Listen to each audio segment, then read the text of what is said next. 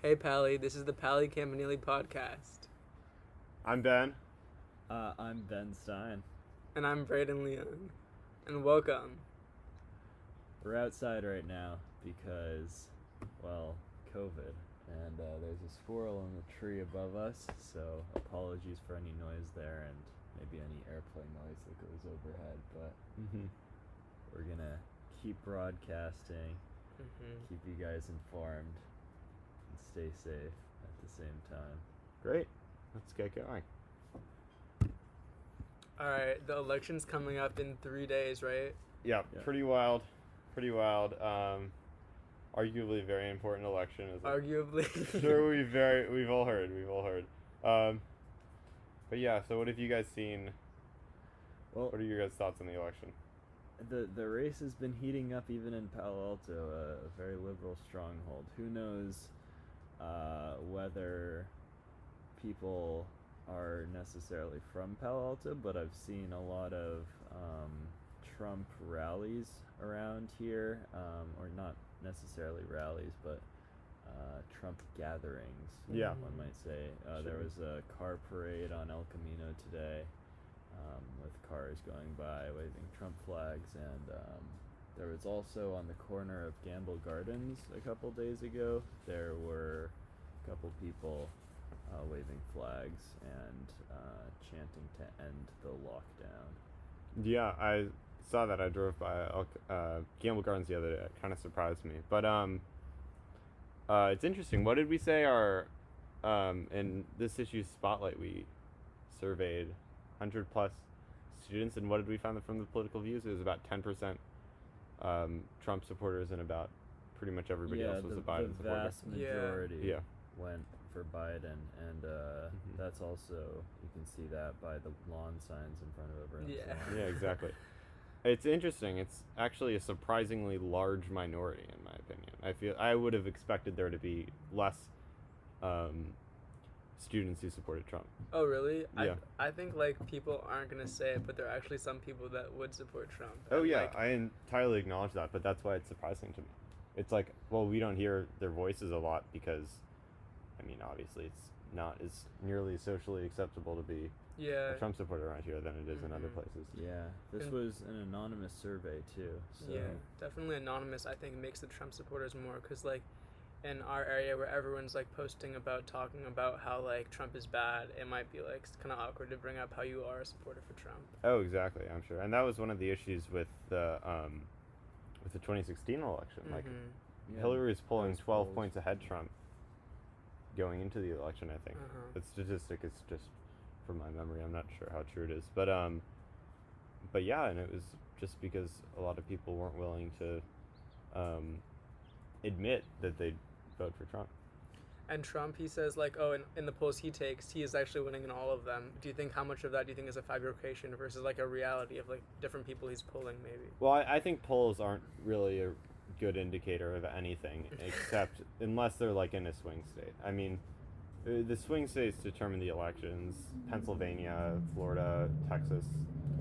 Texas, which is becoming a swing state. Yeah, I think, talking about Texas, I think the biggest poll is obviously I'd say the most reliable poll would be the amount of voters that come out, and we know that if there are more voters or more votes cast, that'll generally swing towards Democrats, and Texas has had 9 million votes cast before the day of the election, which is already more than were cast in total in the 2016 election. Wow, So that is remarkable. Massive voter turnout in Texas. And we really are just waiting to see how many more will come out on election day, and numbers like that are definitely what the Biden campaign is looking for. And Kamala Harris was actually in Texas these last couple days, which is very unusual because typically Democratic candidates will stick to the traditional swing states in the week before the election, but Kamala being in Texas is really speaking to the fact that they feel that they can win this election in Texas. Oh, totally. And it's I read something somewhere, and I'm actually not entirely sure how true this is either. But I heard that there was one polling place in many counties within Texas. So like some smaller counties, or I guess mid-sized counties, that actually had a substantial blue voter population, had like one polling place. Is that like the voter thing? I don't know how true this is, but like I saw something that was like the Texas governor made it like limited the amount of like places you can actually turn in your ballot per county. Like it's one place, right? Yeah, that's what we've seen a lot is in states with Republican governors, that there's a lot of pushback on availability of early voting and mail-in voting. Because more votes swings Democrats. So yeah. So there was a case that actually was decided today. A judge ruled that it couldn't be followed through with, but the Republicans were going to essentially throw out 100,000 ballots in a mainly Democratic Texas county, labeling them as illegitimate, and a federal judge ruled that they could not do that. Wow, that's a big deal. I heard this another statistic. I think it was regarding Pennsylvania, which has been kind of the center of attention for this election, because it's a state that's almost entirely red except for one small corner, which is Philadelphia, which is predominantly blue, and also where a massive chunk of the population lives. And basically the voting ability of citizens in Philadelphia is what will basically determine the results of whether that state goes red or blue. But the crazy statistic was that, once again, not entirely sure how true this is, but that like Trump has an 85% chance of winning if he wins Pennsylvania, and Biden has like a 90% chance of winning if he wins Pennsylvania. That's wild. So it's like from that perspective, the results of the election almost entirely hinge on this one state. And it's a crucial state. It's one that Trump just barely carried in 2016. We have an airplane going. The airplane hitting us at the proper time. That's a nice ambiance for you guys at home. But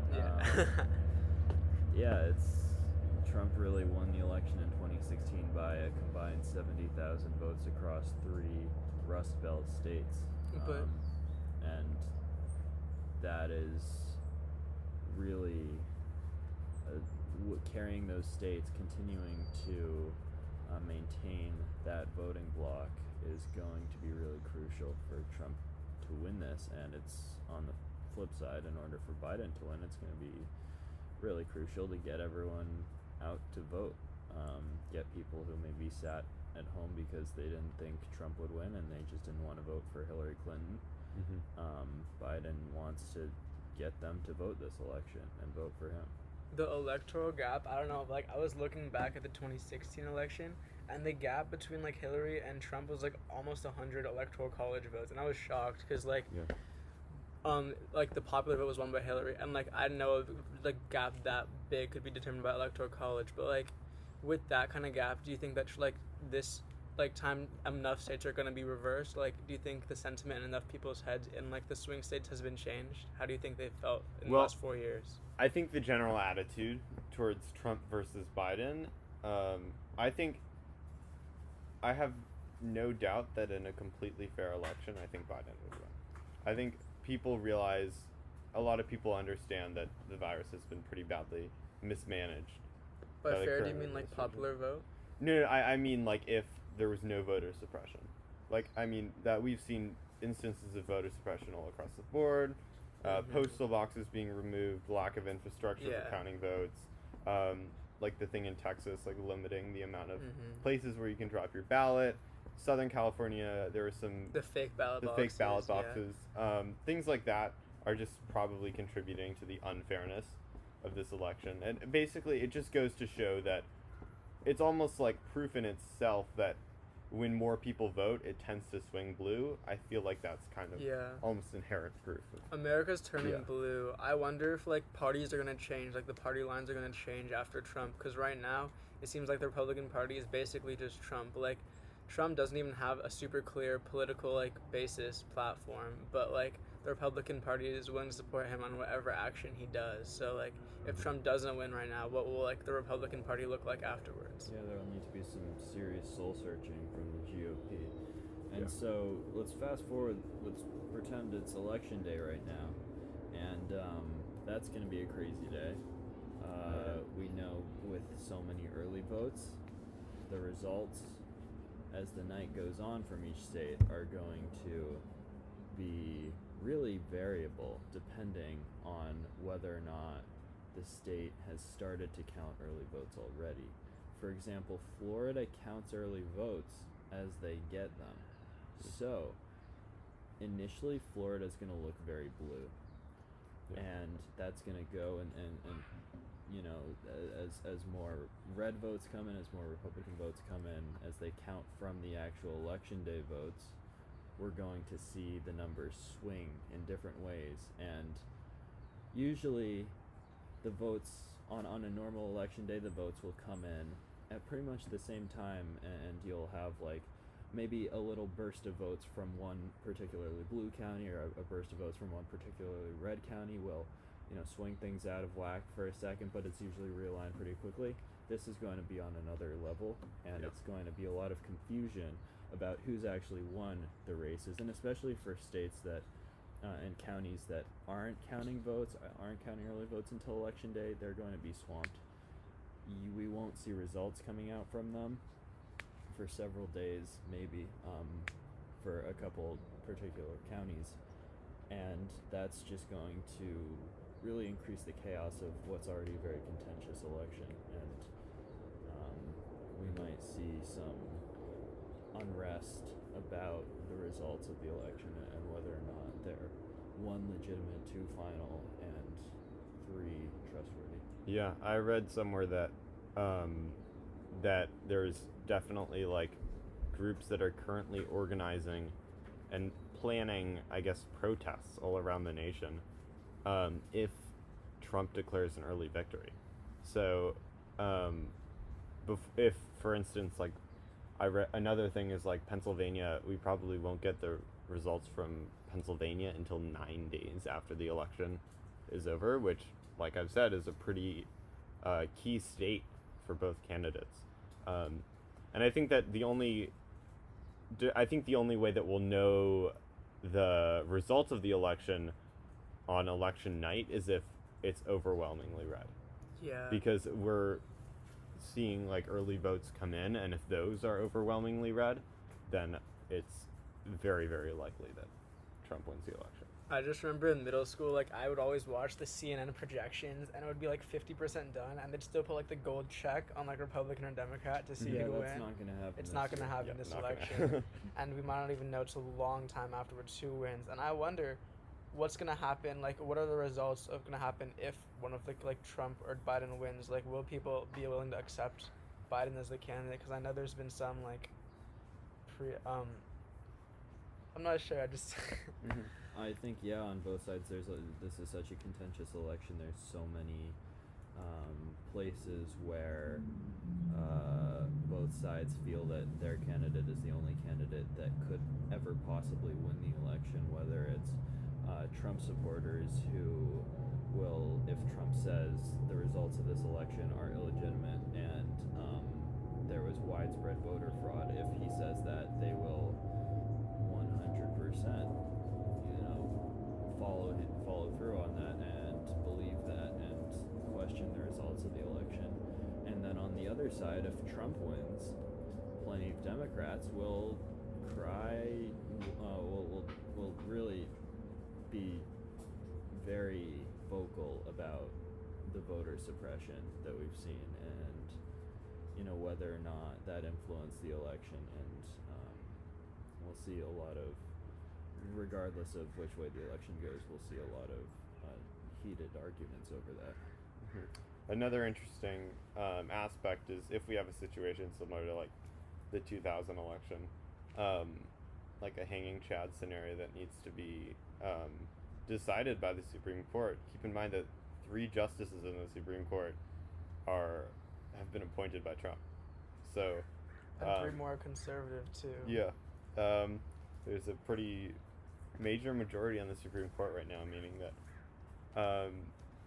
it's likely that if we have a situation like that, the Supreme Court will probably rule Trump as president, which is a legitimate concern for many people who opposed the early nomination of Amy Coney Barrett. So that'll be a really interesting factor to see how that plays out. I think that's another aspect that was kept in mind by many GOP senators that tried to push this, I guess, the appointing of ACB before the election. It's a lot of people. Like, people are really focused right now on threatening of LGBTQ rights and women's rights, but there's likely an even bigger matter at stake right now. The legitimacy of our elections and the legitimacy of future elections. And the democratic nature of our country. So there's so much more up. we can discuss there, but I think we should move on to something a little bit more relevant to Palo, a little bit more local. So many students and parents have been filling out surveys from Don Austin. There's one recently that got a little bit of attention because a teacher commented on the Schoology post. Yep. And expressed concern that teachers were not getting a fair say in the reopening of the schools. A lot of teachers, the teachers union, have been really displeased with the school district's decision to reopen the elementary schools, which is occurring. Kindergarten occurred 3 weeks ago, and first grade. Second and third grade came back last week, and in a week, 4th and 5th graders will return to hybrid learning and in person. And that this return of elementary schools, at least, has really displeased the teachers union, whom, when they surveyed the teacher population, 90% of elementary schools did not feel comfortable returning. Yeah, that's a pretty overwhelming majority. I mean, another thing is the hybrid plan for secondary schools. It's a little bit. I personally think that it hasn't been communicated very clearly, at least what's in the works. It hasn't been communicated clearly because, you mentioned in the works, it's not finalized, and they're really going to keep waiting on announcing it until likely the day that people have to decide, really, because there is so much up in the air right now about what the numbers will look like come January, what transmission rates will look like come January, what information from other high schools who've reopened, what their transmission rates are, what their numbers are. They're looking at a lot of sources for information right now, and we're not going to see anything final, and we're really not going to see anything fully fleshed out at all until I'd say at least December, mid-December, even late December. I feel like that's understandable though, because I mean, over the summer they tried to announce the hybrid learning plan early, and then Gavin Newsom released the schools shouldn't open until we pass the threshold, right? It was out of the purple threshold. Well, we are in the purple we're in the purple tier right now, and I think our RT is still below 1. So that means the cases have been declining. Wait, is it the purple or the red? I think we are back in orange. Did we go back in the purple? Yeah, it goes purple, red. Down one again. Orange. Okay, so it goes purple, then red, below that is red, then and below then that's orange. Yeah. Then So was I don't it think yellow, we're in the green, purple. or something? Yeah, I think it's yellow, green. Okay. But the purple stage we couldn't reopen, so then the hybrid learning plan was thrown off, and I think that actually annoyed a lot of the teachers, parents who it just changed up a lot of things. I know there was already a class for special education students going on over the summer, and they had to shut down too because of that. Yeah. So there is something to be said about like actually taking everything in first before announcing a plan. Mm-hmm. But yeah, it's totally unknown right now, and yeah. From what I've heard, I believe from Maida, who's our correspondent with the school board, the ASB correspondent. I've heard that she was explaining the hybrid plan, and what they have in the works right now looks like something that's going to be like looks like we're going to have about 2 half days of instructional time in person, and everything else is going to be asynchronous, like we had in the end of last school year. Which personally, in my opinion, I wouldn't go back. If you wouldn't go back? I wouldn't go back. I'm a junior, and if that was the case, if that ended up being the real reopening plan, I can't imagine of having 1 day of instructional time a week, which, I mean, already we have less instructional time than we usually do in a school year, and it already feels like too little, from my perspective at least. I would stay online just because I think the quality of learning would be better. But I can totally sympathize with people who want to go back and see their friends. I would really feel tough. so like I honestly think that distance learning is probably better too, but I would feel so like socially left out not going back. Like if everyone's going back and I'm just at home still staring at my computer, like I know it's probably better. Like this hybrid system hasn't been like I don't know how it's gonna work if there's such a short amount of instructional time and then no more instructional time. But just like I'd feel so sad just like staying at home when everyone can go back. Like And I do want to say that if you did choose to stay distance learning, it's not going to be the same as what it is now. You're not going to have Zoom calls. Actually, you're not going. Everything's going to be asynchronous. Oh, really? Is that the case? Yeah. Wow. And the school actually surveyed teachers, and very few of them wanted to live stream their classes, which as a result means that all the work will be asynchronous for distance learning. So, I mean, if you do want any semblance of synchronous, wow, I didn't realize that was the case. That's honestly, going to be hybrid's going to actually be the only option for you. I think that like coming back sounded like a good idea in my head earlier in the year, but getting more comfortable with distance learning, honestly, I think maybe we should just stay this way, especially if the teachers themselves don't feel comfortable coming back this year.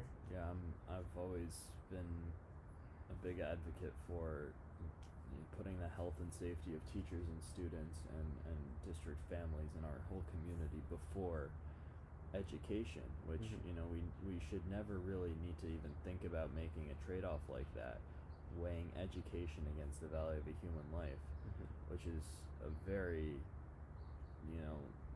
complex decision, especially considering all the ramifications of not actually getting the regular PAUSD education versus who knows how badly this will affect students, teachers, and families.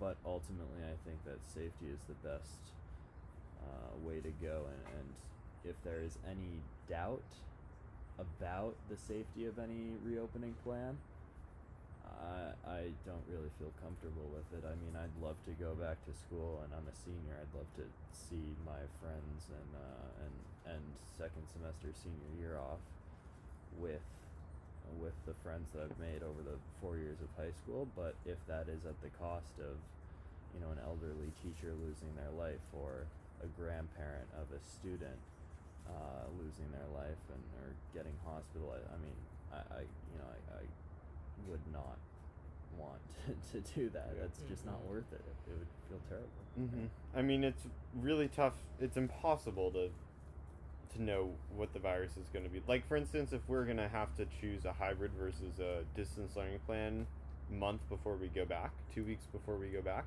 we have no idea what this situation is going to look like 2 weeks from now. It might be 10 times worse. It might be a bit better. We don't even know. I mean, it's the inflexibility that the district has given people so far. I understand that there's not even been a clear option for elementary school primary learning kids to switch from hybrid to distance Yeah, learning. if they have Even, to make like, the at the decision, semester, yeah. they have to make the Mhm. decision then. They like on October 12th was the decision, and if they Mhm. chose to stay distance, they'd have to stay distance until June of 2021. Yeah, that's a pretty remarkable decision for such a short period of time. Is I mean, I think it's fair to say that there's been better options that we've turned down or that we're currently turning down. For instance, I don't see the opposition to live streaming. What's the argument against that? The district was really unclear. This is coming from one of my teachers who told us about this. The district was really unclear about how live streaming would work. The survey question was odd, and as a result, many teachers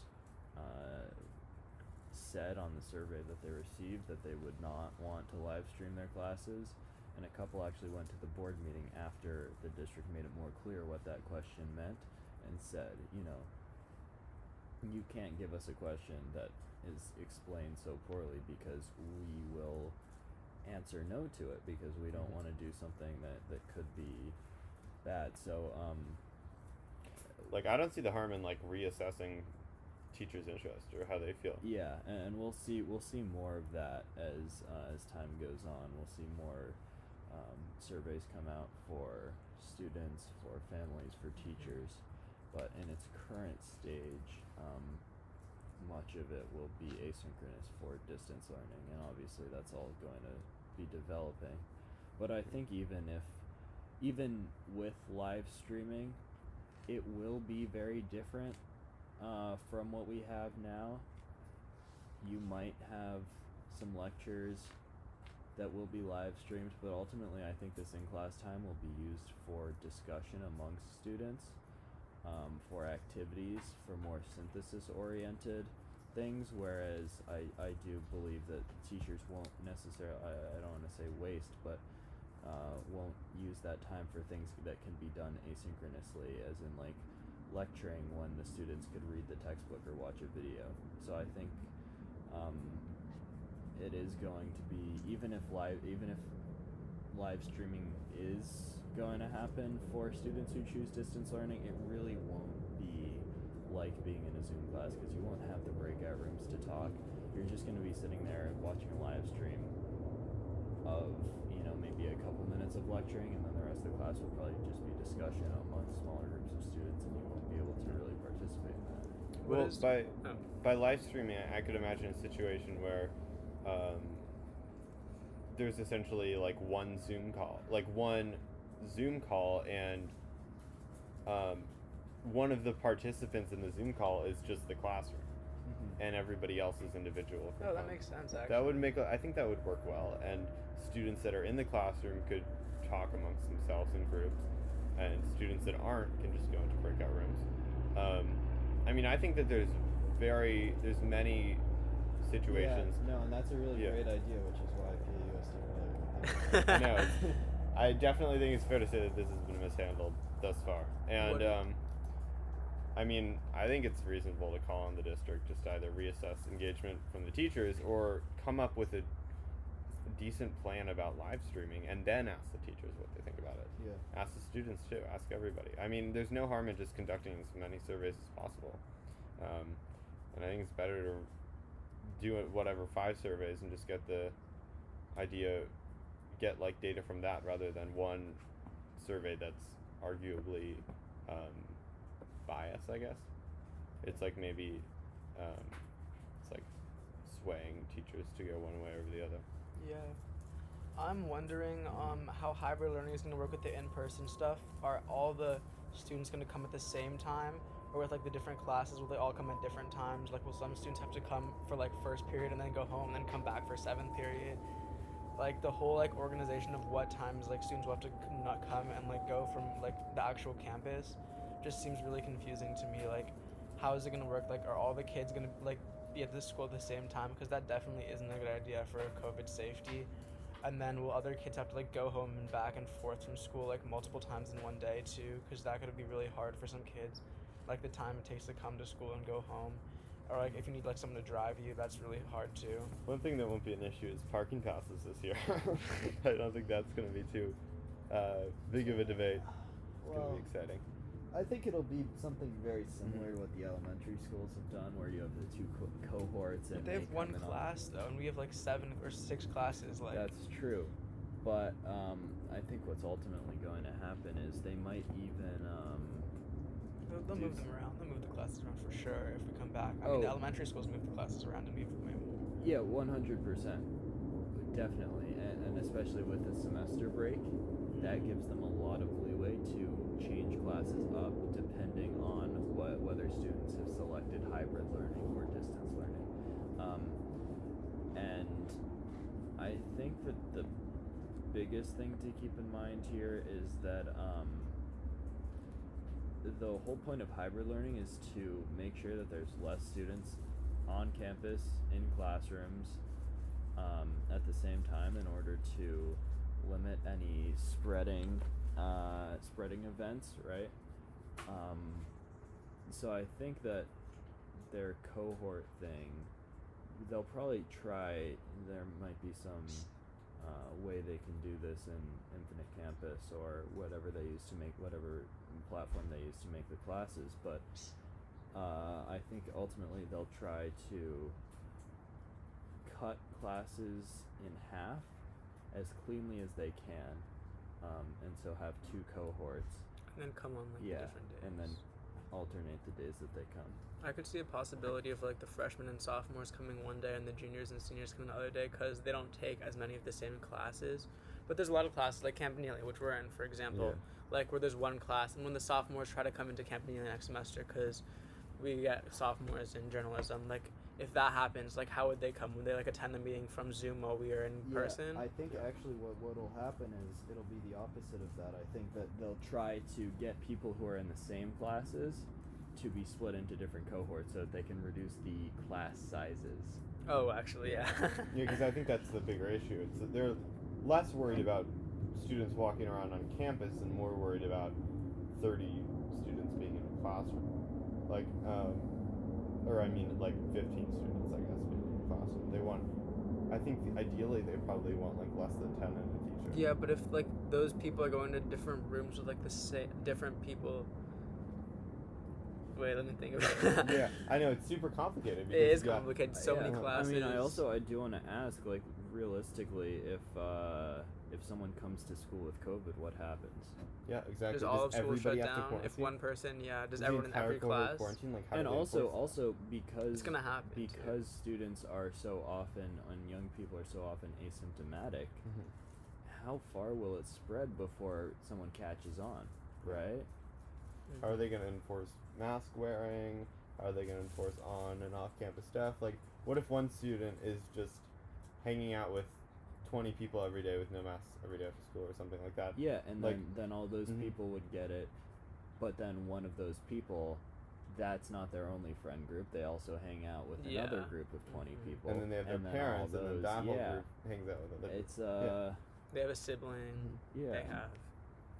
I The mean, it's a dangerous Mhm. game to. I think one thing bring to people together during this time. I think one thing for people to consider is that their pod, if they have a pod, is probably bigger than they think it is. Oh, for sure. So it may be exponentially bigger than they think it is. You have to consider It is every single family. exponentially, yeah. If one person Yeah. like hangs out with like 20 other people, if one person is breaking the If pod, we're hanging out right now, Yeah. and let's say that we weren't being socially distant, which Mhm. we are, of course, 6 then- feet. Yeah. like, I mean, imagine all the people that our siblings see, that our parents see. If our parents are going into work, how many people they're being exposed to, and then all their coworkers, and then all their children, and Yeah. all their friends. Our grandparents who live with the family, and Exactly. honestly, even parents of high schoolers are Yeah. definitely still an at-risk group. Mhm. I mean, Spooky. And teachers also are like the most ones. Teachers are the number one. Friend groups. Mhm. I mean, Do you have there been any surveys that like talked about teachers talking about the semester reopening? Because I know they did surveys for the Palo Alto Educators Association on the elementary school, but do you like I haven't really heard like the teachers' opinion on the semester reopening. it's still overwhelmingly negative. I Mhm. mean, I read your story, and you had a quote in your story from an elementary school teacher who said, "I'm going to school. I'm going to go and teach because I don't want my older coworkers to be there, and so if I don't teach, then there's a spot that needs to be filled, and that might be filled by someone older. I mean, that's really heartbreaking. that's honestly. really a crazy yeah. decision that the district is forcing teachers to make. That's not what a teacher signs up for when they sign up to be a teacher. They sign up to educate kids, not to put their lives at risk. Like, that's something you ask like a soldier in a war to do, to like put their own life at risk. To like, that's frontline workers, man. You know, this is crazy, right? I feel like there should be hazard put this pay. whole thing in perspective. Hazard pay for teachers. What do you think about that? Oh, totally. I mean, it's wild. Like, some yeah. private schools, I know Menlo School and Castellea have both gone back at this point. They're doing in-person instruction, I think, at pretty much full capacity, just with masks. And I think that will provide very relevant data towards the Palo Alto School District, especially from Castellea, because I'm sure that a lot of the students there are from Palo Alto or Palo Alto or just slightly outside of Palo Alto.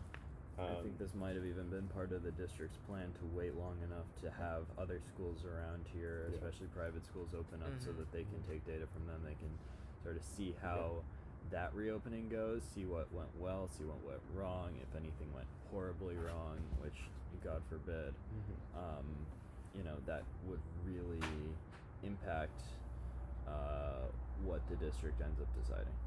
The union's like number one statement, they repeated it again and again, was like, we don't want to be first, we want to be safe, which is like something that really resonates with me too. Is like, we don't need to be the first ones. We should see what's happening. We should be able to fully assess the situation before we like do anything that could be hazardous to students, to teachers, to everybody, to students' families. Yeah, especially because it's such a big school and such a big district. Any spread could be a lot worse than spread within, say, a small private school community. So, yeah, I think the district should not be. We've heard a lot of demands from parents, who, frankly, I think a lot of them lack the perspective. They really are, zeroing in on their own child's education and forgetting some of the bigger things going on. And so the district's been under a lot of pressure from some parents to reopen as fast as possible. And I think they should really be paying more attention to the teachers and making sure that they're keeping everyone safe. Like, it's safety. Safety's our first priority. I think that's one thing that everybody should keep in mind in this process, is that we just can't go back if it's unsafe. It's unethical. We're in an ethical dilemma right now, and it's tough to make the right choice, but a lot of the time safety, I think we should prioritize safety over, I guess. I mean, everyone's in the same boat here. It's not like, let's be real, if you're a parent and you want your kids to go back to school, it's not like other kids are getting ahead of your kids because your kids aren't going back to school. I mean, a lot of kids don't have good access to internet, and that's what PAUSD Plus comes in, and I think that's one thing we could praise the district a little bit for, is PAUSD Plus for kids that are in need. Like, it's a small group, like a few cohorts of kids that really need help in person, and I can understand returning in a small scenario like that for kids that really do need that kind of extra help in person.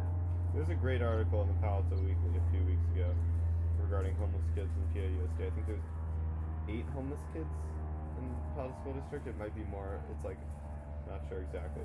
It's actually surprising number. Like, you'd expect there to be 0, very, very little to none, but even 8 feels like it's too high. Horrible. But a lot of the trailers you see driving down El Camino, the RVs on El Camino. There are kids and there are families that are trying to do online school. I think the district's done about as good as a job as they could have with dishing out Wi-Fi and Chromebooks and that sort of thing. Very generous with it. I mean, there's still no comparison. You can't. I think a lot of us are pretty lucky. We get to work indoors in a quiet environment, and we have decent Wi-Fi and a computer that works. I mean, it's got to be it's just so inequitable. My Chromebook didn't work for the first week. I got a Mac now from journalism, but I had a Chromebook the first week, and it was so faulty, and it was honestly so frustrating. Just I was not able to speak on my microphone, and like we'd be going around the class like talking and saying our names. Even journalism, you remember that, right? Mm-hmm. And then it was like they're like, Braden, speak, and I like was trying to speak, and everyone was like, we can't hear you, you're cutting out, and I was like, when is this gonna end? Like, I need a computer quick. Yeah, I mean, we're lucky enough to be in the journalism program, and that's provided a lot of students with Macs. We provide a lot of our artists with iPads. We have photographers with cameras. We really have a surplus of supplies, but I mean, just think about everyone else. Yeah. Right? So that's another thing that's important to keep in mind. It's like it might not be great for you, but it's probably worse for somebody else. Definitely. So on that note, I think it's probably we should wrap it up from here. But thanks for listening to our Campanile podcast. Hope you tune in for the next one. Yep. Once Bye-bye. again. Yep. Awesome. Stay classy, Pally. Stay Stay classy. classy.